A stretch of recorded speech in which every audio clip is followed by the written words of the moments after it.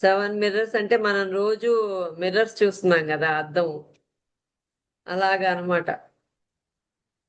అవతలి వాళ్ళు కనిపిస్తారు. అంటే ఇదేంటంటే మనం మనం అద్దంలో చూస్తే ఎవరు కనిపిస్తాం? మనకి మనమే కదా కనిపించేది. అలాగే మనలో ఏదైతే ఉందో అది అవతలి వ్యక్తుల్లో మనకు కనిపిస్తారనమాట.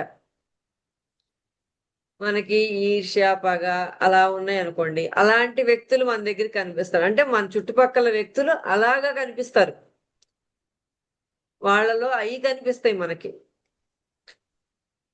మనం మనలో ఇప్పుడు ఏవైతే ధర్మరాజుని ఉంటాయో ధర్మరాజుని దుర్యోధనుని అడిగినప్పుడు నీకు ప్రపంచం ఎలా కనిపిస్తుంది అంటే ఏం చెప్తాడు? ధర్మరాజు నాకు అందరు మంచోళ్ళలాగే ఉన్నారు అని చెప్తాడు. దుర్యోధనుడు ఏమంటాడు? నాకు ఎవరు చూసినా కూడా నాకు చెడుగానే, మోసంగానే, ఇలా ఈర్ష్యగా అలాంటి వాళ్ళే కనిపిస్తున్నారంట. అంటే వీళ్ళ లోపల అది ఉంది కాబట్టే ప్రతి వ్యక్తిలో కూడా అదే కనిపిస్తున్నారు వాళ్ళకి. మన లోపల ఏదైతే ఉందో అదే అందరిలో కనిపిస్తాడు. అన్ని జీవుల్లో కూడా అయ్యే కనిపిస్తాయి. మనలో ప్రేమ, కరుణ, ఇలా శాంతంగా అలా ఉన్నాం అనుకోండి, అందరూ అదే విధిగా ఉంటారు. మనం మంచితనంగా మనం అలా అనిపిస్తుంది అనుకోండి, అందరూ మంచోళ్లే కదా, అందరూ బాగానే ఉన్నారుగా అనిపిస్తది.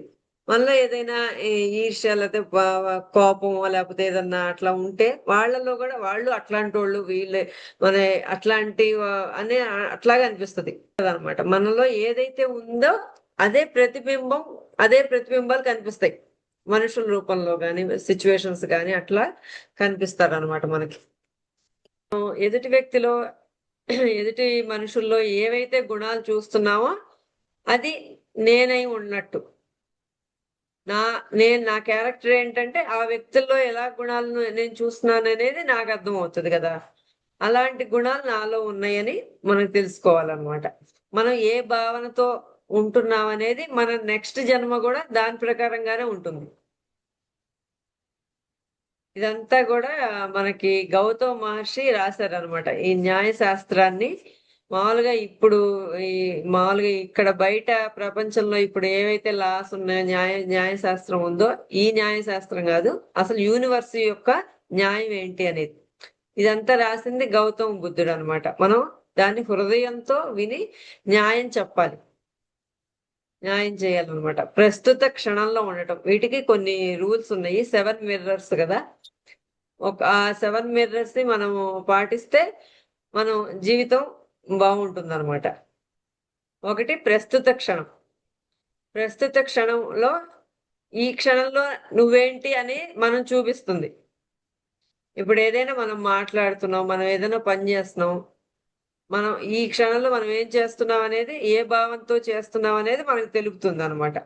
అది రోజంతా అదే భావంతో ఉంటాం. పొద్దున్న లేచిన దగ్గర నుంచి ఎక్కువ ఎర్లీ మార్నింగ్ మనం ఏ అయితే భావంతో, ఏ ఎమోషన్తో అయితే ఉంటామో ఆ రోజు మొత్తం ఆల్మోస్ట్ అదే ఎమోషన్ ని క్యారీ చేస్తూ ఉంటాం.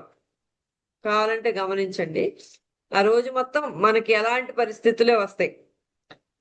హ్యాపీగా ఉన్నాం అనుకోండి, పొద్దున్నే లేవంగానే ఆ రోజు మొత్తం హ్యాపీగా ఉండే సిచ్యువేషన్స్ ని, ఇంకా హ్యాపీనెస్ ని ఉంచే మనుషుల్ని మన దగ్గరికి వస్తారనమాట.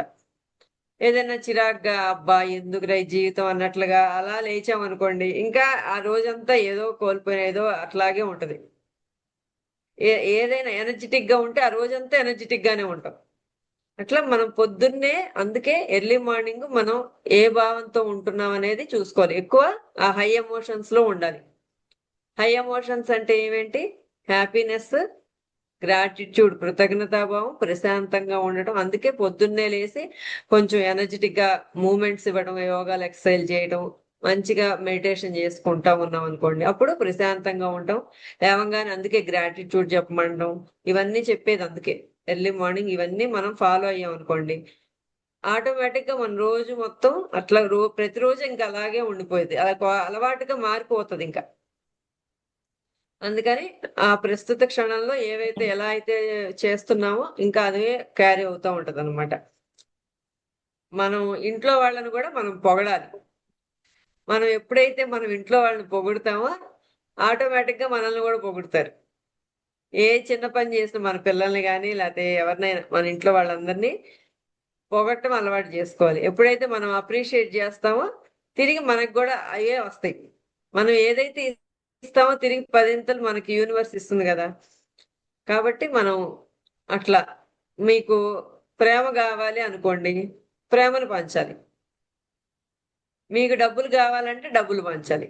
డబ్బులు పంచితే అయిపోతాయి అని చెప్పి అనుకుంటే కుదరదు. ఏదైతే ఇస్తామో అది పదింతలే వస్తుంది. కాబట్టి మీరు అట్లా ప్రేమ కావాలంటే ప్రేమని పంచాలి. మా డబ్బులు కావాలంటే డబ్బులు పంచాలి. ఎవరైనా మిమ్మల్ని పొగడాలనుకుంటే మీరు పొగడాలి.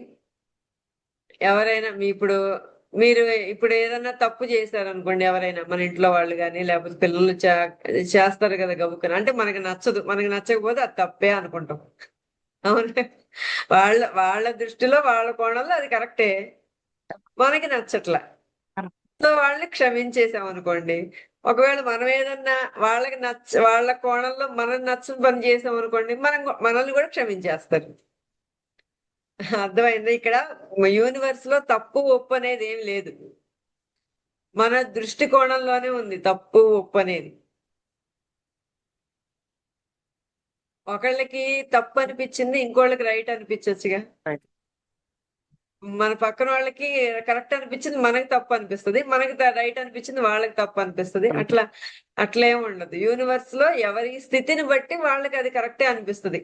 వాళ్ళ స్థితిలో వాళ్ళకి కరెక్టే, అది చేసింది కరెక్టే, వాళ్ళు ఆలోచించినవే కరెక్టే. సార్ మనమే కావచ్చు, పక్కన వాళ్ళనే కాదు, మనమే కావచ్చు. గతంలో మనం ఒక స్థితిలో ఉన్నాం కాబట్టి కొన్ని ఈ నిర్ణయాలు తీసుకుంటాం. నిర్ణయాలు తీసుకొని కొన్ని పనులు చేస్తాం. చేసిన తర్వాత కొన్ని రోజులకి ఆ నిర్ణయం నాది కరెక్ట్ కాదు అని చెప్పి అనిపిస్తుంది. అవునా? చాలాసార్లు గమనించారా? అయ్యో అనవసరంగా బుద్ధి తక్కువ పని చేశాను, అదేదో కొన్నాను, అనవసరంగా వేస్ట్ గా అంత డబ్బులు పెట్టి కొన్నాను, లేకపోతే ఇంకో పని ఏదో చేశాను నేను, ఆ పని చేయటం వల్ల నాకేమీ జరగలేదు, అనవసరంగా నా టైం అంతా వేస్ట్ అయిపోయింది, అయ్యో పొరపాటు పని చేశాను అని అనుకుంటాం. అని మనల్ని మనమే తిట్టుకుంటాం.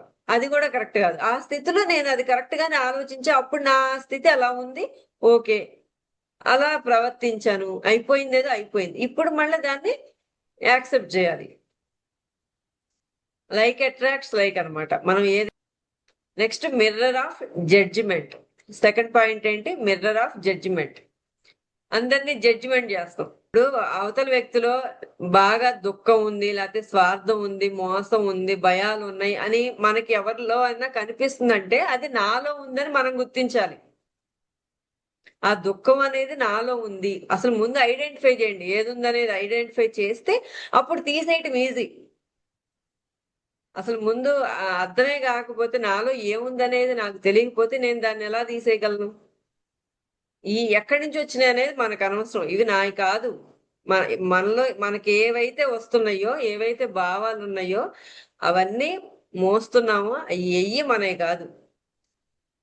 అవన్నీ ఎక్కడి నుంచి వచ్చినాయో తర్వాత సంగతి, అది పెద్ద సబ్జెక్ట్. గత జన్మల నుంచి, పూర్వీకుల నుంచి అలా వస్తాయి, అయ్యో వస్తాయి. కానీ అసలు ఏముందనేది గుర్తించండి ముందు. భయం ఉందా? స్వార్థం ఉందా? మోసపూరిత ఆలోచనలు ఉంటున్నాయా? దుఃఖం ఉందా? బాధ ఉందా? పగ ఉందా? కోపం ఉందా? డౌట్లు, అనుమానాలు ఉన్నాయా? అపరాధ భావన, నా గురించి నేను తక్కువగా అనుకుంటున్నానా? అసలు ఏదుంది, ఏమున్నాయి అనేది గుర్తించండి. అలా ప్రతి విషయంలో కూడా చూసుకుంటూ ఉండాలన్నమాట. ఎప్పుడైతే మనం అవి చూసుకుంటామో ఆటోమేటిక్ గా తర్వాత అవి తీసేసుకోవాలి.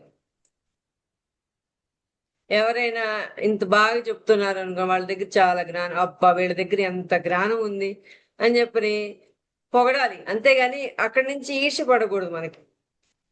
ఇప్పుడు పక్కన వాళ్ళు చాలా డబ్బులు ఉన్నాయి, చాలా మంచి స్థితిలో ఉన్నారు, మంచి ఇల్లు కట్టుకున్నారు, మంచి కారులో తిరుగుతున్నారు, వాళ్ళని చూసి అబ్బా వీడు చూడు ఎంత, నిన్న కాక మొన్న నా కింద ఉన్నాడు, ఇప్పుడు ఇంత పెరిగిపోయాడు, వీడికి చాలా గర్వం, పొగరొచ్చింది, గర్వం, ఇదే, చాలా ఇదే మోసంగా సంపాదించాడు, అట్లాంటి మోసపూరితమైన డబ్బులు నాకు వద్దు అని అట్లా అంటాం కదా జనరల్ గా. అది కూడా అనకూడదు. నాకు వద్దు అనే మాట అనకూడదు. వద్దు, ఎవరైనా ఏదైనా ఇస్తున్నా కూడా నాకొద్దు నాకొద్దు అంటారు. అంటే నాకు అర్హత లేదు అనుకుంటున్నాం మనం. ఇచ్చినప్పుడు తీసుకోవాలి. వాళ్ళు సాటిస్ఫాక్షన్ ఇచ్చినప్పుడు తీసుకోవాలి కానీ మనం వద్దని చెప్పి అనకూడదు. ఎవరైనా మన పక్కనోళ్ళు, మన చుట్టుపక్కలోళ్ళు గొప్పగా జ్ఞానంలో గాని, లేకపోతే ప్రాపంచికంగా గాని ఎదుగుతున్నారంటే వాళ్ళని అప్రిషియేట్ చేయాలి. అంతేగాని వాళ్ళని చూసి మనం ఈర్ష్య పడకూడదు.